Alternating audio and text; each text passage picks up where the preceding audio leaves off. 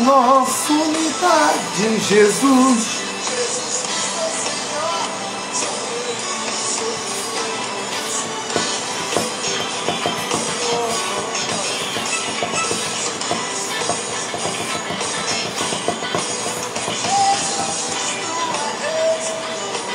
Aleluia.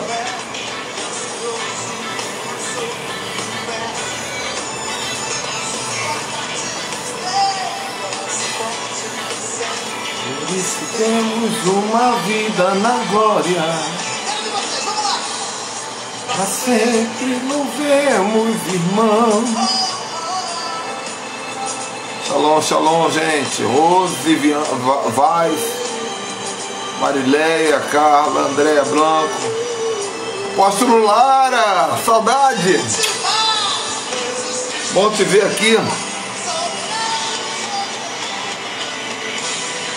Gente, estamos ouvindo aí hoje, começando aqui com um novo som, Passaporte. Daqui a pouquinho você vai ouvir aí na batera, Geraldo Ábido. Tá sempre nas lives conosco aqui, Geraldão. O Apóstolo Lara me abandonou não, né?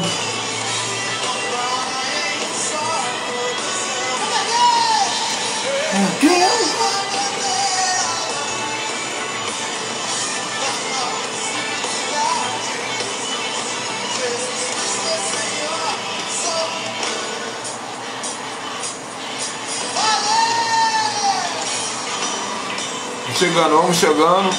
Mandando aviãozinho aí, gente. Manda aviãozinho, convida um apóstolo, um pastor, um profeta. Hoje eu vou ensinar para vocês novidades aí, gente. Novidades. Ó o Geraldo Abdu aí, ó. Ó. O rei da batera.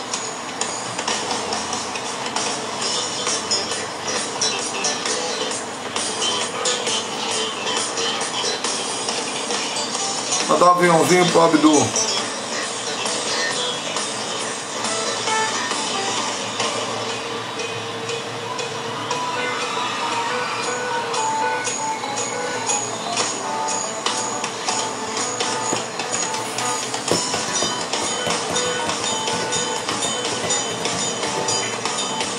Glória a Deus.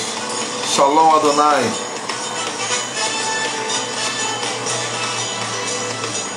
Sempre adorando, abrindo os portais para a presença de Deus.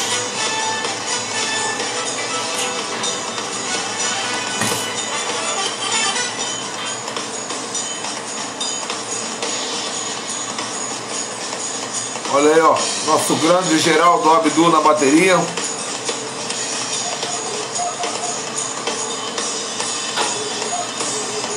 Apóstolo Eduardo, seja bem-vindo. Glória a Deus.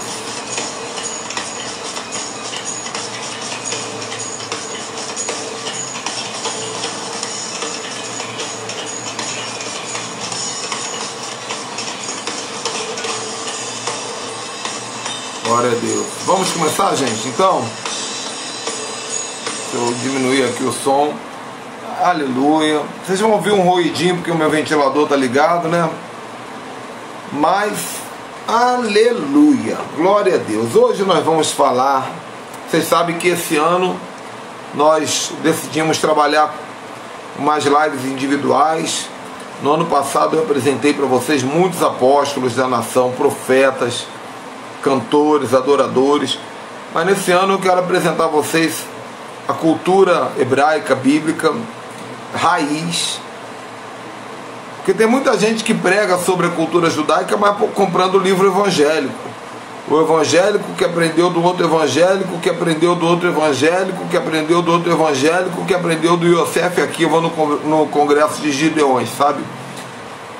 E eu leio material, estou lendo muito material raiz, material da cultura hebraica, judaica, material vindo às vezes direto de Jerusalém, de Israel. Muita coisa eu estou lendo em hebraico, para poder ensinar vocês e quebrar os paradigmas gregos, babilônicos, religiosos que estão incutidos na nossa cultura evangélica. E eu preciso dizer para vocês, Mesma coisa que eu falei nas primeiras lives desde o dia 1 de janeiro de 2021. Apóstolo Ricardo, o senhor está judaizando? Não, não estou judaizando. Eu estou desgregorizando a igreja. Eu estou desreligiosando a igreja. Trazendo para vocês as raízes da palavra. Como é que você vai entender a palavra se você não entender a raiz? Então, é um trabalho diferenciado. Pouquíssimos apóstolos vão falar dessa maneira. Por isso eu fico muito feliz com você que tem o privilégio de estar participando conosco desse trabalho aqui. Agora, vou ficar mais feliz ainda se vocês compartilharem tanto os vídeos que eu estou salvando, tudo que eu faço aqui eu salvo lá no YouTube, Ministério Ricardo Ribeiro. Mas vocês podem compartilhar também em tempo real, né? Por exemplo, agora tem 20 pessoas online, daqui a pouco pode ter 25, 30, 40, 50, 100, por quê? Porque vocês vão pegar esse aviãozinho que está aqui embaixo e vão mandar para alguém. Muito simples, ó. Clica no aviãozinho, vai aparecer um monte de nome. Aí você marca aqui, ó. Estou marcando aqui um monte de nome, ó. Só eu aqui já estou marcando, ó, 5, 6, 7, 8. Ó, estou mandando aqui, ó. Mandei para 20 pessoas aqui, ó. Agora imagina, se das 20 que eu mandei, 4 entrarem, se vocês fizerem o mesmo, nós vamos distribuir a palavra. Amém, gente? Glória a Deus. Qual é o tema da live de hoje? A verdade sobre os nomes dos patriarcas bíblicos. Por quê? Porque nós aprendemos, existe a cultura oral. Sabe o que é a cultura oral? A cultura oral é o seguinte: o judeu, ele obedece a Torá, que é a lei. A lei que são os cinco primeiros livros da Bíblia. Eles também obedecem a cultura oral, que é o que eles aprenderam de ouvir o pai falar. E nós evangélicos, nós temos também a cultura oral. Mas a nossa cultura oral é muito corrompida, comprometida, porque a gente ouve coisa que a gente não sabe se é verdade, né? As pessoas, você se converteu na igreja, o pastor falou, você falou assim, ah tá, e ficou por aí. Então muita coisa que a gente ensina, por exemplo, quer ver? Alguém diz assim, o cair é do homem e levantar é de Deus. Isso é cultura oral evangélica, não está na Bíblia. Aos 1000 chegarás, aos 2000 não passarás. Cultura oral evangélica, não está na Bíblia. Amarás ao Senhor teu Deus acima de todas as coisas. Cultura oral evangélica, não está na Bíblia. E milhares de outras. E em relação a nomes, o nosso Deus é um Deus que ele é muito zeloso com o nome. Porque nome é destino, gente. Não é à toa que eu gosto de coisas vikings. Aqui você está vendo aqui atrás, ó. Eu gosto de coisas vikings. Por quê? Porque eu tenho um nome de origem viking. Ricardo. Ricardo é um nome de origem da Normândia, na França. E houve o primeiro Ricardo, foi um grande viking, que ele era um grande guerreiro da Normandia. Então o meu nome ele carrega esse código. Por outro lado, existiu um outro Ricardo chamado Ricardo Coração de Leão. Ricardo Coração de Leão, que foi um católico que trabalhou nas cruzadas no século XVIII com o objetivo de tirar os árabes de Jerusalém. Então eu tenho aqui também uma espada cruzada.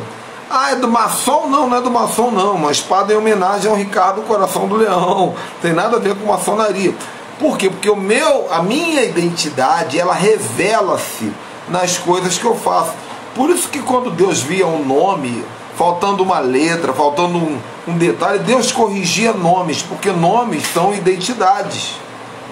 Quem faz mapa profético comigo sabe disso. Porque quem faz o nosso mapa profético, eu esmiuço o nome da pessoa, letra por letra.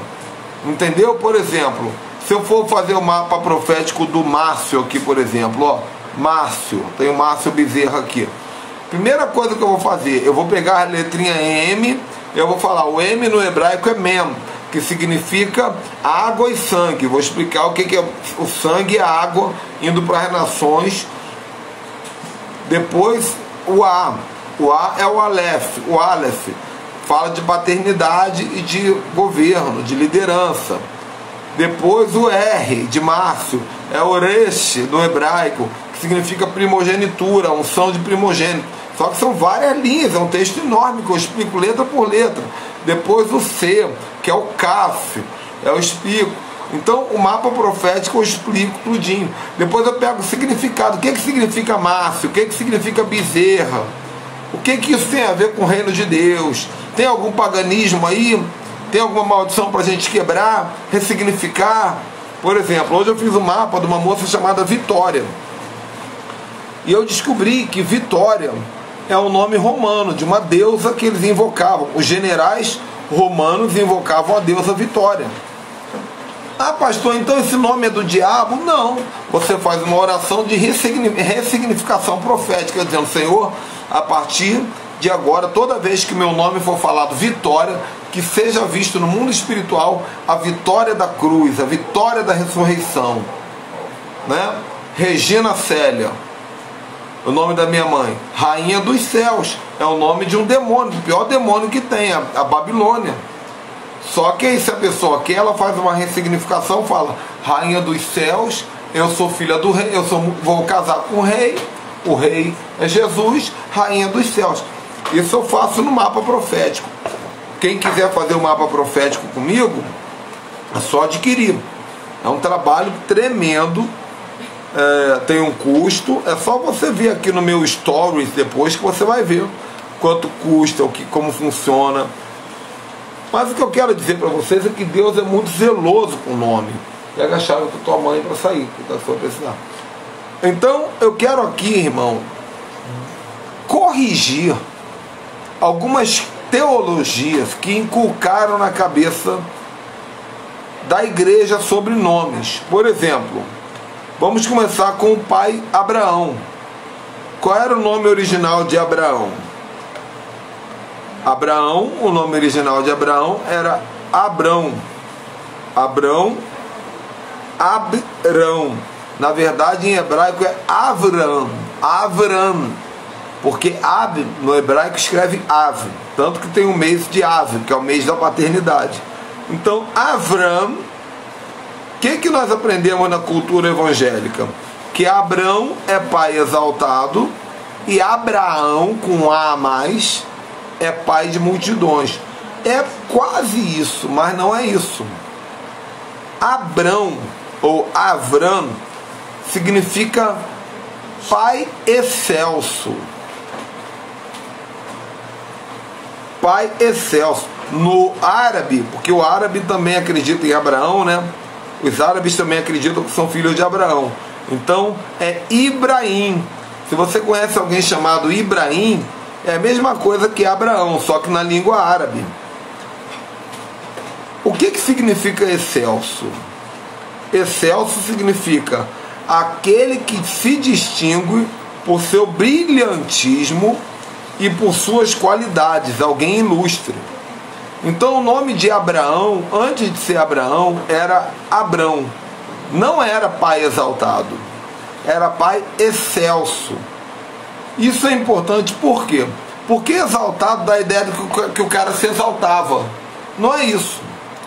Excelso significa ele era uma pessoa especial, ele era ilustre, ele era querido, ele era uma pessoa brilhante, ele era cheio de qualidades, ele se distinguia, mas naquele mundinho pequeno que era a cidade de Ur dos Caldeus.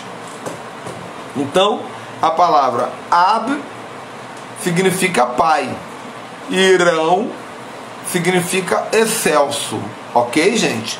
Interessante, né? Uma coisa interessante aqui é que Deus começou o povo judeu com paternidade. E aí vem os religiosos hoje, esse negócio de paternidade aí é modismo. Meu irmão, deixa. Gente, ultimamente eu tô muito eu no meu jeito de falar. Assim, perdão da palavra, Tem gente, meu irmão, que tem que dizer assim, deixa de ser idiota, meu irmão. Que tem gente que fala que paternidade é modismo. Deus começou o seu povo com paternidade. Abraão, pai excelso, o primeiro líder judeu da história da humanidade, era paternidade.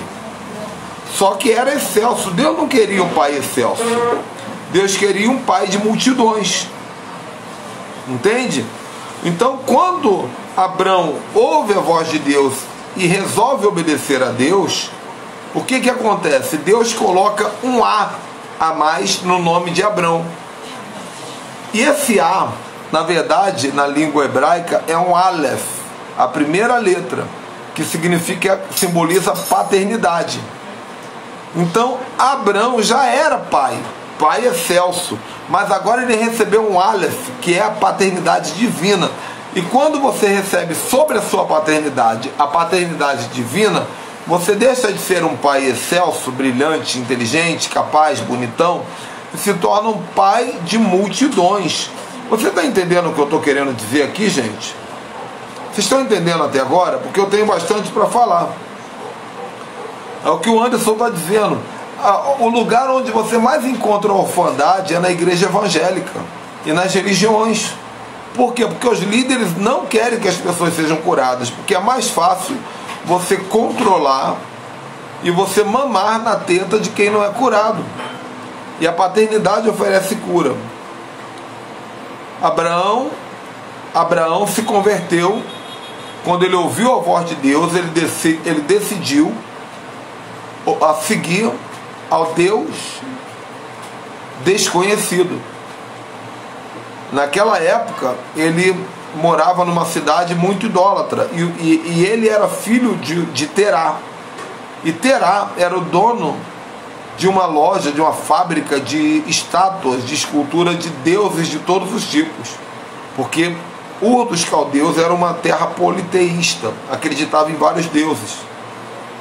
Então existe na cultura oral, na tradição oral judaica, existe uma história muito legal, que não está na Bíblia, mas está na tradição oral, que quando Abraão decidiu obedecer a Deus, que Deus falou, sai da tua terra, da tua parentela, para a terra que eu te mostrarei, e de ti farei uma grande nação, e benditas serão em ti todas as famílias da terra, e eu abençoarei os que te abençoarem, mas eu amaldiçoarei os que te amaldiçoarem.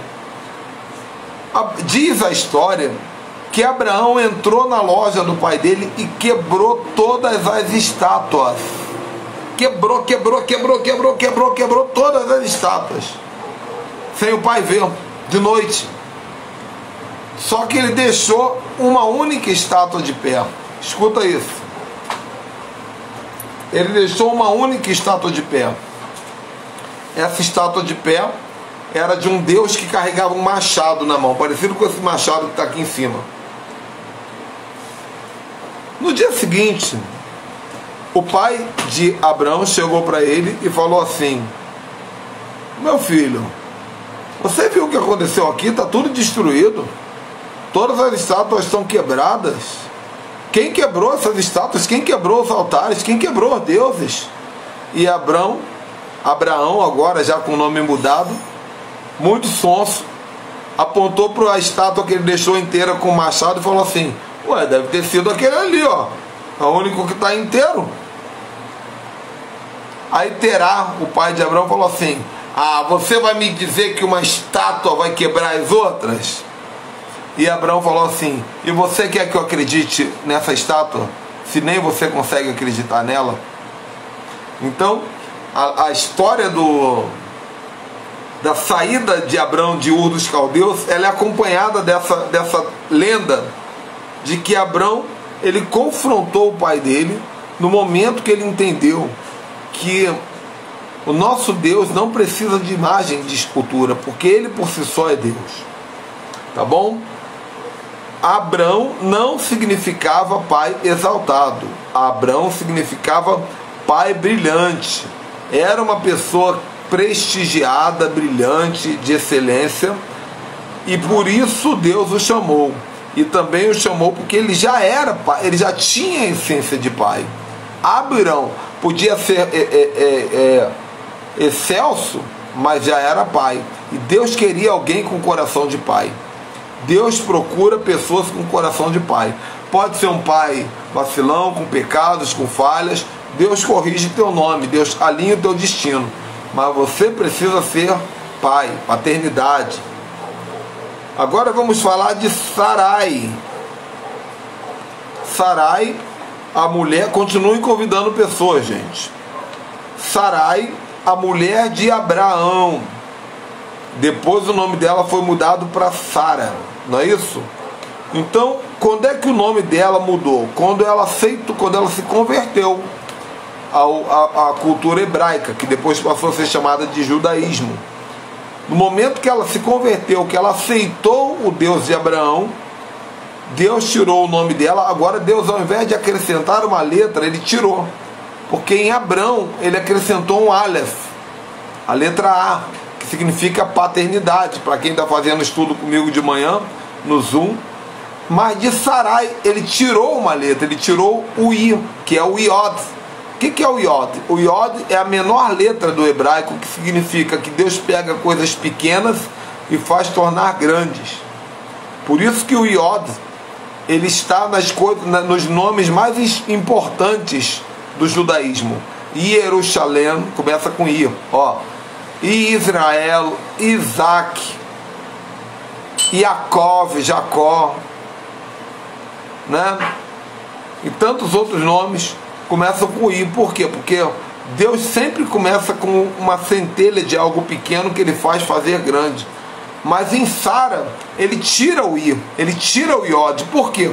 Porque na verdade Deus estava dizendo para Sara: Sara, você já está pronta. Entenda que você não precisa ser tratada, aceite o seu destino. Então ele tira o I de Sarai e mantém o Sara. Por quê? Porque Sarai no original significa princesa, mas não princesa aos olhos de Deus. Ela era princesa porque ela era casada lá em Ur dos Caldeus com um homem brilhante, muito estimado. Então ela era de fato considerada uma princesa. Mas Deus não queria uma princesa de status social. Deus queria uma princesa que fosse mãe das nações, uma princesa para as nações. Então Deus engrandeceu Sarai, tirando o Iod do nome dela, fazendo assim: eu vou tirar o símbolo do pequeno para que você cresça, para que você entenda que o teu chamado não é ser a princesinha da sua cidadezinha. O teu chamado é ser uma princesa de multidões. Você vai ser a mãe das nações, se o teu marido será o pai das nações. É por isso, queridos, que Deus não ficou feliz quando Sara riu. Quando Deus falou que daria Isaac, ela riu, porque Deus já tinha falado: eu vou fazer de vocês grandes. E, irmãos, o que Deus fala se cumpre. Se cumpre. Eu aprendi isso ouvindo o Judá Bertelli falar pessoalmente. Quando fui lá na casa dele, ele falou: quando Jesus disse assim, vem a hora e já chegou, é porque quando ele fala já está acontecendo, né? Então Sara precisava entender a promessa e acreditar. Por isso Deus tira o I, que significa o pequeno, e deixa só o Sara, para ela terminar o nome com A de paternidade, que o Aleph, o A é paternidade. Agora, Deus estava elevando a mentalidade de Sara, embora ela teve dificuldade em se permitir ser elevada. Então nós já falamos de Abrão, que virou Abraão, de Sarai, que virou Sara, e vamos falar de Isaac. Isaac, eu gosto muito de falar de Isaac, que tem uma novidade aqui para vocês, gente. Vocês sabem que Deus falou que daria Isaac quando Abraão tinha 100 anos de idade e Sara tinha 90. E a palavra de Deus diz que quando Deus, através do anjo, falou que daria um filho para Sara e para Abraão, Sara riu. E por causa disso, nesse mesmo senso de humor, o anjo falou assim: só por causa disso, o nome dessa criança vai ser Isaac. Isaac no original é Ishak, Diga aí com a sua boca, Itshak. Diga assim, faça assim, Itshak. Tá fazendo? Por que Deus botou o nome de Itshak? Primeiro, porque Itshak ou Isaac significa sorriso. Mas tem uma pegadinha aqui. Olha como é que Deus tem senso de humor. Toda vez que uma mãe hebraica diz Isaac ou Itshak, ela é obrigada a sorrir. Porque a palavra Itshak, ela bota os dentes para fora. Itshak, Itshak, Itshak, Itshak. Então o que Deus estava querendo dizer para Sara? Ah, é? Você gosta de rir da minha promessa? Então agora toda vez que você chamar teu filho, você vai ter que rir. Só porque você riu quando eu prometi. Entendeu? Então, o ato de pronunciar Itshak obriga Sara a sorrir. Tá ok? Tá dando para entender como Deus trabalha nos nomes? Depois vem Rebeca, né? Quem é Rebeca? A Rebeca é a mulher que Deus deu para Isaac. Essa live vai ser um pouquinho mais curta, tá, gente? Acredito eu, se Deus permitir, vamos terminar em 1 hora certinho aqui, se Deus quiser. E ontem eu falei quase 1h40.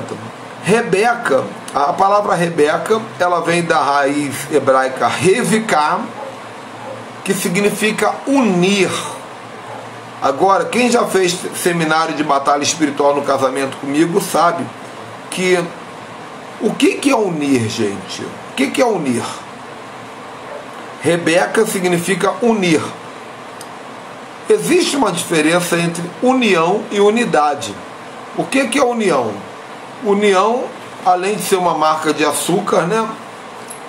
É você pegar 2 batatas e você colocar em cima de um prato ou dentro de uma panela. Você fala assim, elas estão unidas, uma do lado da outra, né? Estão unidas.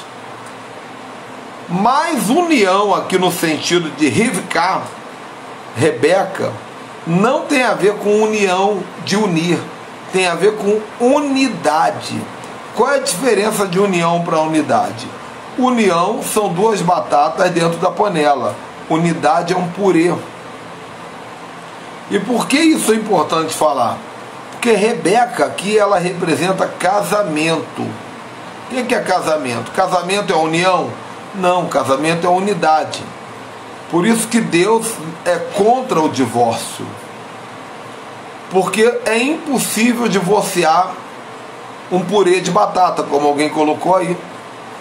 Como é que eu vou separar as batatas de novo, irmão? Pode separar, mas ainda, pro resto da vida você vai lembrar da tua mulher. Você vai falar assim, ah, meu amor tá lá, foi lá pro Japão. Que é unidade. A Bíblia diz, olha só a gravidade do que nós... Por que nós temos que deixar de ser gregorizados?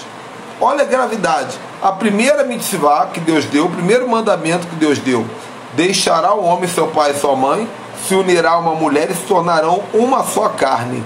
Uma só carne. Aqui não está falando de 2 batatas não, aqui está falando de um purê. Agora como é que eu vou dividir o purê? Volta cada batata para a casa do seu pai. Não tem como desfazer. Então o divórcio é um engano, não existe. O divórcio não existe. Pelo menos pela mentalidade hebraica. Por quê? Porque Rivka é a união. Rebeca. E dessa união de Isaac e Rebeca nasceram Esaú e Jacó. Vamos começar falando de Esaú, porque Esaú nasceu primeiro, né, gente? Esaú, nós aprendemos aqui na cultura evangélica que Esaú significa cabeludo ou vermelho, mas na verdade Esaú ele vem do verbo assar, que é um verbo hebraico que significa fazer,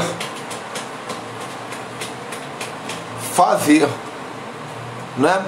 Então, por quê? O que tem a ver fazer?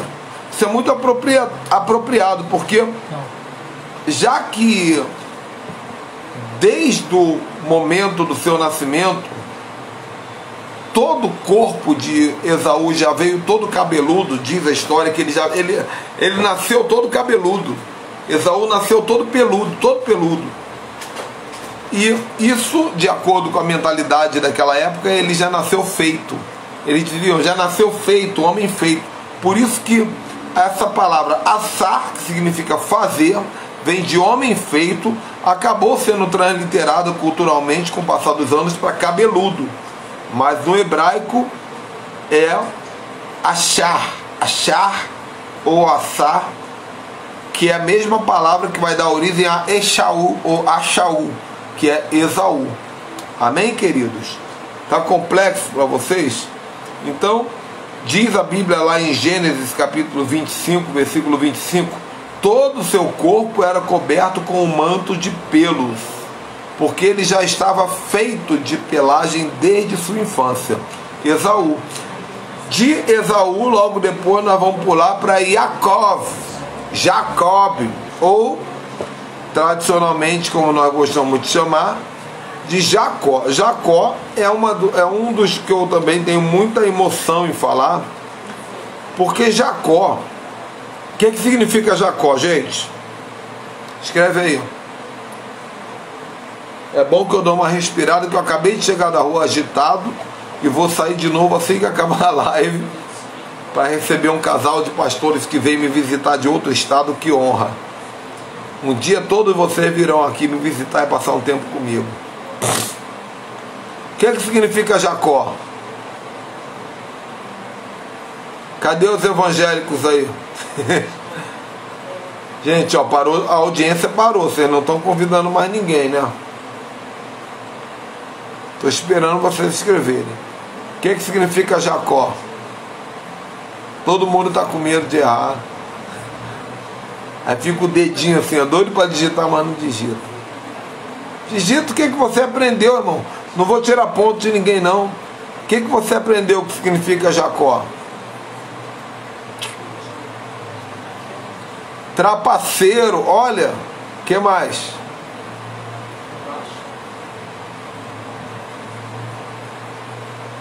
Trapaceiro, o que mais?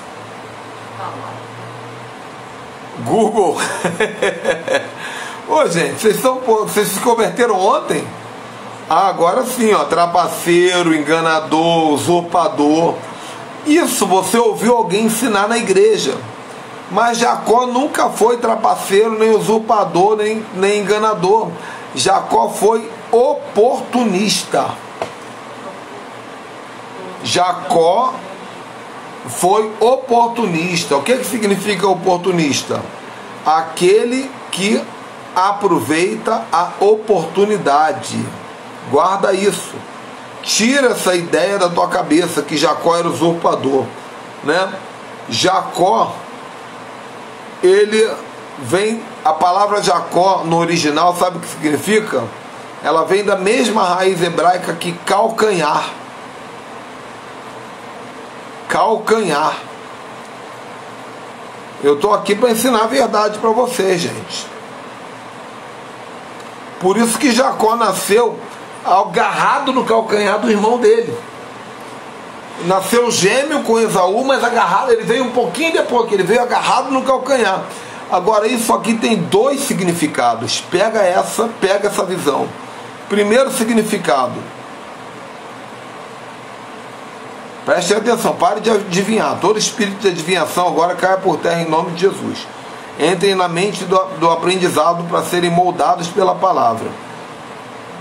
Calcanhar. Tem dois significados aqui. Primeiro, ele sabia que ele poderia lutar para ser o primogênito. Porque na cultura hebraica, irmão, ser o primogênito é ser quase o segundo pai. Recebe a herança dobrada do pai, recebe a bênção dobrada, recebe a unção dobrada, tem autoridade sobre os irmãos. A primogenitura, irmão, é a coisa mais linda. Para você ter uma ideia, não era para existir tribo de Levi. Deus ia fazer uma tribo só com os primogênitos de Israel. A tribo de Levi seria uma tribo paralela, que não ia ser sacerdotal. Você fica para uma outra live. Então, Primeiro exemplo, Jacó significa calcanhar. Primeira analogia, calcanhar significa, eu sei que eu posso, eu quero ser primogênito. Mas calcanhar também significa pisado.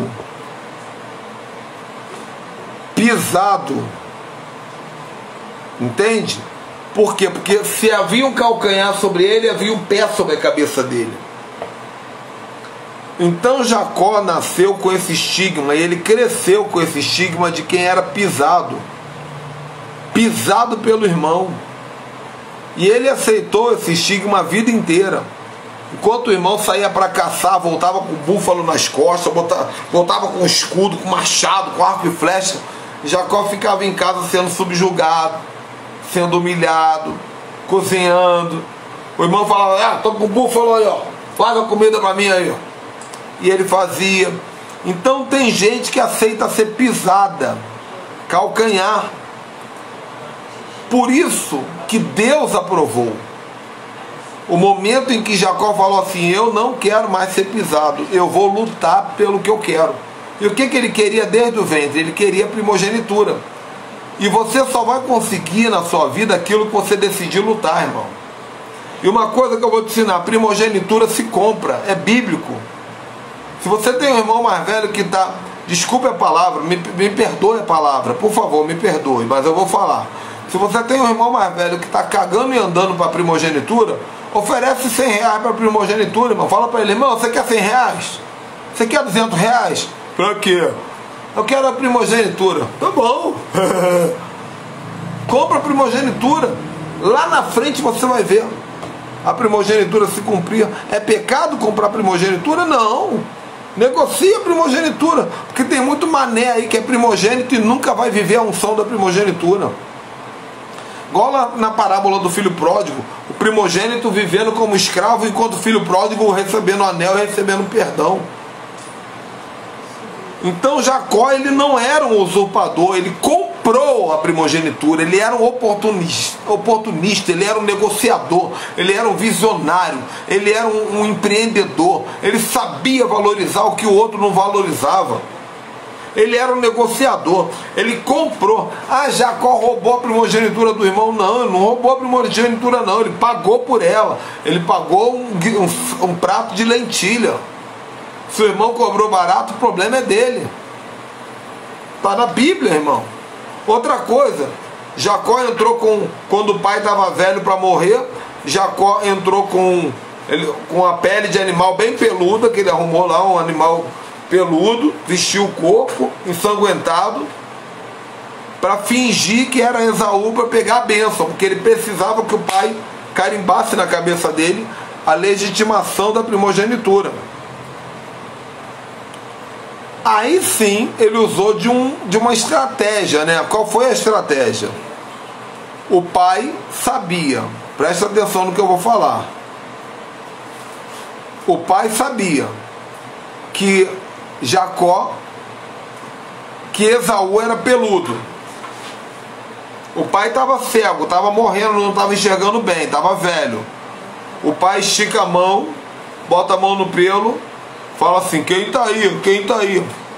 Jacó fala assim, sou eu, Esaú, teu primogênito, me dá a bênção. Agora presta atenção.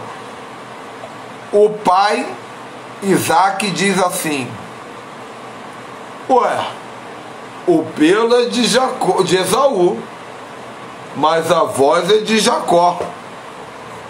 Irmão, quem é pai aí? O pai conhece o filho pelo pelo ou pela voz?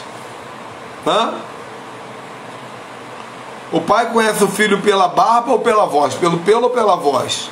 Pelo até meu cachorro tem. O pai conhece o filho pela voz. Então, Raíza, help. Então quando o pai ele diz assim, a voz é de Jacó, mas o pelo é de Esaú, na verdade ele está dizendo assim, eu sei que é você, meu filho Jacó, eu sei que é você. e eu te abençoo. Vai na bênção. Eu entendo que você comprou a primogenitura. Eu entendo que o teu irmão não valorizou isso. Vai na bênção. O pai, na verdade, sabia, irmãos. Então Jacó, tira da tua cabeça dessa ideia que Jacó enrolou o pai, que enrolou o irmão. Não enrolou ninguém não, ele estava ali negociando, estava trabalhando, estava empreendendo naquilo que ia dar destino para ele. Entenderam? E outra coisa, tem um profético nisso daí. Porque quando Jacó, quando Isaac diz assim, a pele é de Esaú, ensanguentada, mas a voz é de Jacó, e por isso eu vou te abençoar, né? Na verdade tem algo muito mais do que jeitinho brasileiro, como a Gisele está dizendo aí. Tem um ato profético, porque muitas vezes, irmão, você não merece a bênção, você não merece a bênção, mas a pele que está te cobrindo e o sangue que está te cobrindo te dão direito a ser abençoado. Então aquele sangue e aquela pele que estavam sobre Jacó representam ali o sangue de Jesus, e a pele e o corpo e a carne de Jesus sobre você. E o pai dizendo assim, ó, a voz é do Ricardo, mas a pele é de Jesus. A pele é de Jesus, do meu filho que morreu, foi ensanguentado. Então, mesmo que o Ricardo não mereça, eu vou abençoar, porque o sangue foi derramado. Profético. É assim que o judeu entende isso. Se Deus não tivesse abençoado Jacó, como é que ele teria se tornado Israel, o pai das tribos? E Jacó, ele desistiu de ser pisado, desistiu de ficar debaixo do calcanhar do irmão, desistiu. Ele levantou, ele falou, vou lutar pela minha primogenitura, nem que eu tenha que vestir pele de Esaú, eu vou lutar pela primogenitura. Aí depois ele foi lá para a casa de Labão, que a mãe falou, foge, teu irmão vai te matar. Ele foi para a casa de Labão, Labão falou assim, você quer casar com a minha filha, Raquel? Trabalha 7 anos. Ele trabalhou 7 anos. Quando ele trabalhou 7 anos, o pai falou assim, o Labão falou, trabalha mais 7, porque se você ficar só 7 anos, você vai ter que casar com a mais velha, que é Lia. Aí Jacó teve que casar com a Lia, 7 anos. Lia era vesga e velha, né? Tipo assim. Só que, aleluia, Deus é tão tremendo, porque Jesus é descendente de Lia. Se não fosse o casamento com Lia, Jesus não teria nascido. Ele trabalhou 7 anos. Depois ele trabalhou mais 7 anos para casar com Raquel. E do casamento de 14 anos de trabalho, sendo pisado de novo, ele resolveu enfrentar e sair. E Deus deu uma estratégia para ele. Que aqui, depois eu vou falar dessa estratégia. Mas nós vamos ver que logo depois que ele sai, né, só para lembrar, logo depois que Jacó sai da casa de Labão, passa um tempo, lutou, cansou de ser pisado, resolveu enfrentar a vida, protagonizar, lutar pelo que ele sonhava. Depois ele ainda encontra um anjo, briga com o anjo no Val de Jaboque. Imagina, irmão, tem que brigar com o anjo. E a Bíblia diz que ele lutou com o anjo e com Deus prevaleceu. E aí o nome dele foi mudado de Iacov, de Jacó, para Israel, ou Israel, que tem 2 significados: lutou com Deus ou lutador de Deus. Esses 2 significados são antagônicos, mas se completam. Lutou com Deus, porque ele lutou com o anjo, passou a vida inteira sendo pisado pelo irmão, mas um dia ele falou, chega de ser pisado, agora eu vou lutar. Se tiver que lutar com o anjo, eu luto com o anjo. Se tiver que lutar com Deus, eu luto com Deus, mas chega de ser pisado. E lutador de Deus, porque Deus sabia que quem tem coragem de enfrentar um anjo tem coragem de enfrentar qualquer coisa. Lutador de Deus. Amém?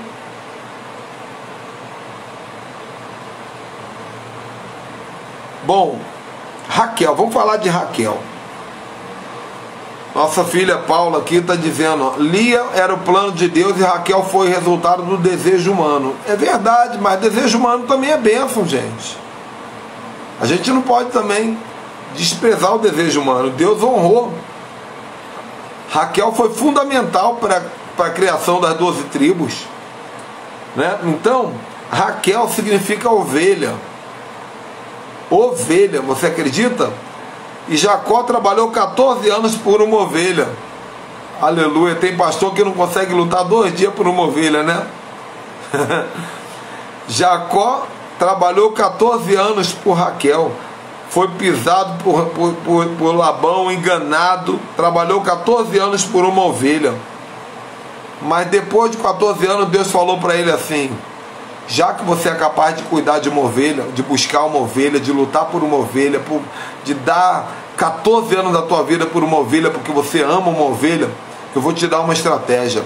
Coloca aí, ó, varas na frente do bebedouro das ovelhas e faz uma aliança com Labão. Toda ovelha que beber água e nascer salpicada fica para você. E diz a palavra de Deus que nasceram milhares de ovelhas salpicadas. E aquele que lutou 14 anos por uma ovelha saiu da casa de Labão levando centenas e centenas de ovelhas, porque aquele que é fiel no pouco é colocado no muito. Então aqui mostra que Jacó não era um usurpador, ele era alguém que era pisado, mas ele sabia o que queria e guerreou até o final. Deixa eu ver alguns comentários aqui. Uma pergunta que me foi feita aqui pelo Alex, né? Deixa eu ver. Anderson, tira uma dúvida então. Pensando na lei da semeadura, lá na frente acontece tudo aquilo com ele. Colheu o que plantou atrás. Tem algum sentido? Na vida espiritual, tudo que se planta se colhe, irmão. Isso é fato. Bom e ruim. Bom, depois em Gênesis, vem um anjo abençoar ele que fez confessar o nome dele e falou que era Jacó. Sim, é o que a gente aprende no encontro com Deus, né? Que o anjo pergunta, qual é o teu nome? E ele tem que dizer, eu sou um oportunista, né? Porque no original, né? Eu sou um oportunista. E Deus diz, disseste bem, então a partir de hoje, teu nome agora vai ser Israel. Porque de oportunista você venceu as oportunidades e evoluiu e recebeu um nome agora que vai ser o nome do governo de Deus sobre a terra, o povo de Israel. Vamos falar um pouquinho de Moisés, gente. Moisés é mais complicado, porque quando Moisés nasceu, houve uma espécie de holocausto, assim como houve com Hitler, né? Começaram a matar. Só que eles matavam crianças e recém-nascidos e adolescentes hebreus no Egito. E a mãe de Moisés, ela, para salvar o filho, ela coloca ele num cesto de betume e coloca no rio Nilo. O rio Nilo era considerado um deus para os egípcios. Então a filha de Faraó, que estava lá tomando banho no rio Nilo e lavando suas peças, suas roupas, seus objetos ali com as suas servas, ela vê aquele cesto de betume e ela abre o cesto e ela vê uma criança, e na cabeça dela ela pensa, o Deus Nilo, o Deus do rio Nilo, mandou para mim essa criança. Então Moisés, ele tem um significado em egípcio, que significa tirado das águas. E coincidentemente no hebraico, Moshe significa ele tirou, ou Deus tirou. Então, para os egípcios, Moisés foi uma oferta do Deus Nilo como um presente. Por isso ele foi criado como filho de Faraó durante 40 anos. Mas para os hebreus sempre souberam que foi o próprio Deus que tirou Moisés da água. Alguns tradutores dizem que Moisés também, Moshe, também significa filho de ... porque ninguém sabia quem era o verdadeiro pai dele. tá? Moisés, ele não sabia o seu próprio nome. Ele cresceu no Egito sem saber seu próprio nome. E Moisés não é um nome. Moisés significa um adjetivo. Bom, algumas curiosidades extras para nós finalizarmos essa live de hoje. Em primeiro lugar, um erro que nós cometemos, né? Eu sempre me incomodei com isso. Nunca chame Ananias de Sadraque.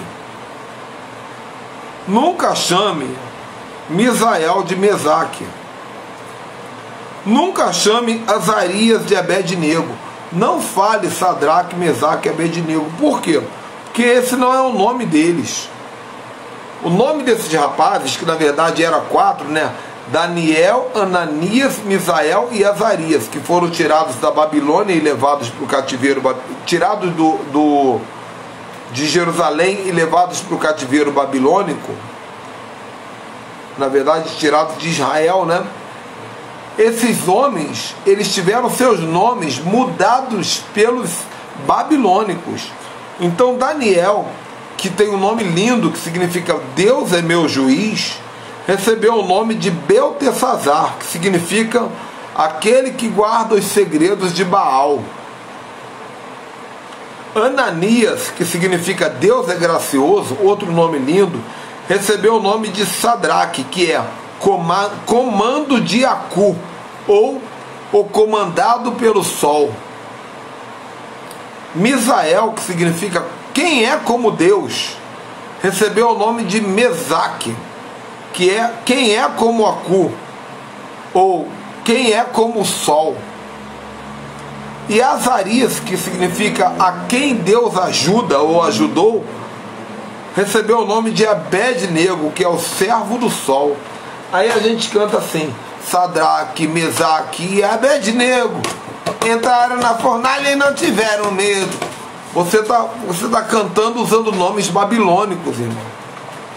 É a mesma coisa que você falar assim: Deus de Abraão, Isaac e Jacó. Você está errado. Deus mudou o nome de Jacó. É Deus de Abraão, Isaac e Israel. Você pode ver que Daniel não deixou. Daniel foi chamado Daniel até o final. Daniel agarrou o nome e não deixou mudar. Mas os outros deixaram. Não deixe mudar o teu nome, meu irmão. Não deixe te dar de apelido. Apelido é outra coisa. Ah, eu não gosto do meu nome. Para com isso, irmão. Procure o profético do seu nome. Entendeu? A não ser que seja o nome de um demônio. E em alguns casos até dá para fazer significação, ressignificação. Isso eu ensino no mapa profético. Quer ver um outro exemplo? Esther. A gente prega sobre Esther. Hoje nós vamos pregar sobre Esther. Não é Esther, meu irmão, é Hadassah. Ela recebeu o nome Esther depois que ela se tornou concubina do rei Assuero. O nome dela é Hadassah. Então nós tiramos os nomes bíblicos, sagrados, santos, e damos nomes pagãos dentro de uma cultura que Deus valoriza nome, porque nome é destino. Eu falei isso no início da live. Seria muito justo nós chamarmos os nossos heróis, os nossos patriarcas, pelos seus nomes. Inclusive Yeshua. Gente, o nome de Jesus está no Novo Testamento? Sim ou não? Aliás, no Antigo Testamento? Sim ou não? O nome de Jesus está no Antigo Testamento? Sim ou não?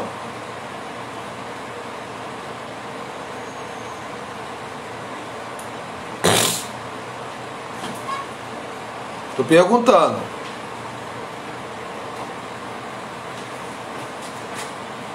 Sim, aonde? Onde?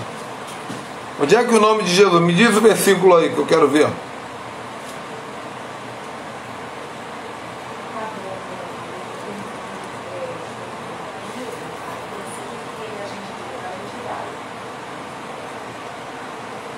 Me diz aí que eu estou esperando. Isaías 11, que versículo? Quero ver, gente. O nome de Jesus no Antigo Testamento. Porque brotarão do rebento de Jessé suas raízes, tal. Não estou vendo o nome de Jesus aqui, não. Onde mais? Não estou vendo o nome de Jesus aqui, não.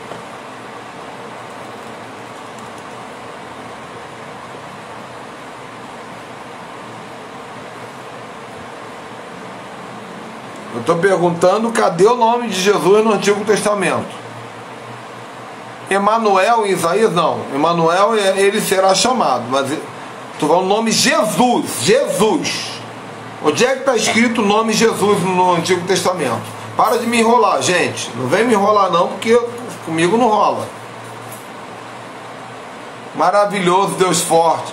Ah, pelo amor de Deus. Eu estou perguntando onde é que está escrito Jesus no Antigo Testamento.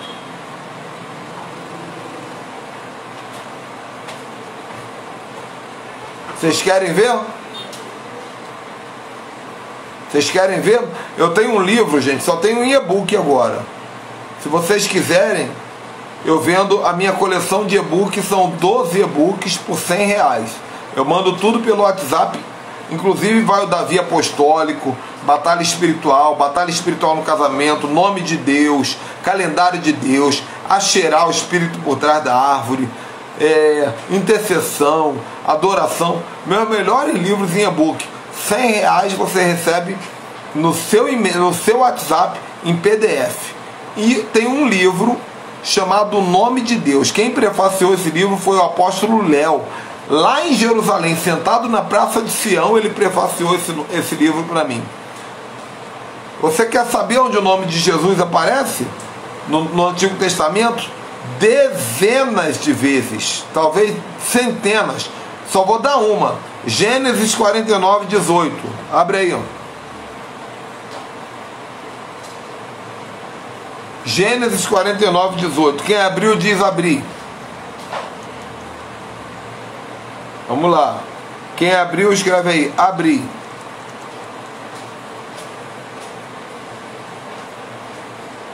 Quem quiser comprar os e-books é só me chamar no WhatsApp, fazer o depósito. A minha conta está no site ministerioricardoribeiro.com.br. Presta atenção. Depois manda o comprovante pelo meu WhatsApp e eu mando na hora para você os e-books. O que está escrito aí, André Branco? Em Gênesis 49, 18.